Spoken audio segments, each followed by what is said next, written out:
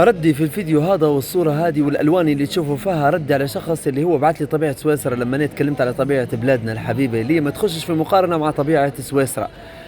بالنسبة لراس هلال الكهوف اللي موجودة فيها والألوان اللي تفرجوا عليها والطبيعة اللي موجودة فيها من جبال اللي هي فيها الجمال الأخضر كله وطبيعة اللون المية الخضري اللي موجودة في راس الهلال والكهوف والجمال كله يحكي في وصف كل شيء.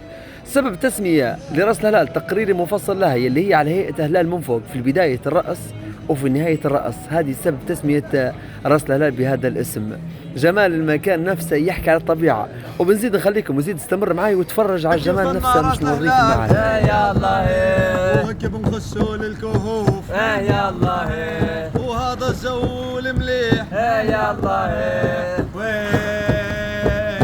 يا الله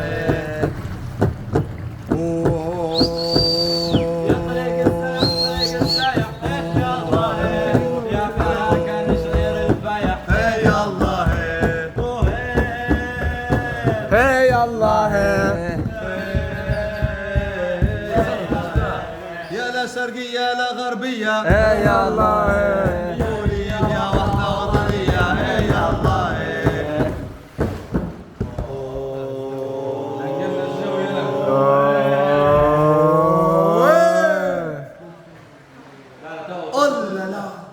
يا سلام جو ربي يبارك يا سلام.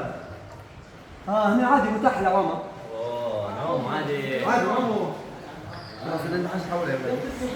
مازال هذا 2% من الجمال اللي وريته لك، بس الجمال اللي وريته لك وتتفرج عليه ومازال انك انت تتفرج عليه. كليبي لي الفخر اني نتفرج على جمال بلادي بالشكل ونفسه اللي ما يخشش في مقارنه اول باهي مع اي منظم في كل مكان، لكن اليوم في راس هلال ونشهد بالله ما يعلى عليه مكان. هيا يا ولاد صوتوا يا ولاد بالباص هيا يا ولاد.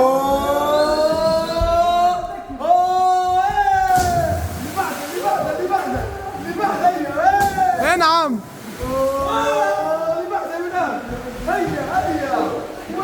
وهيك نهاية تقريرنا داخل راس هلال. يا وطن غلا كبير.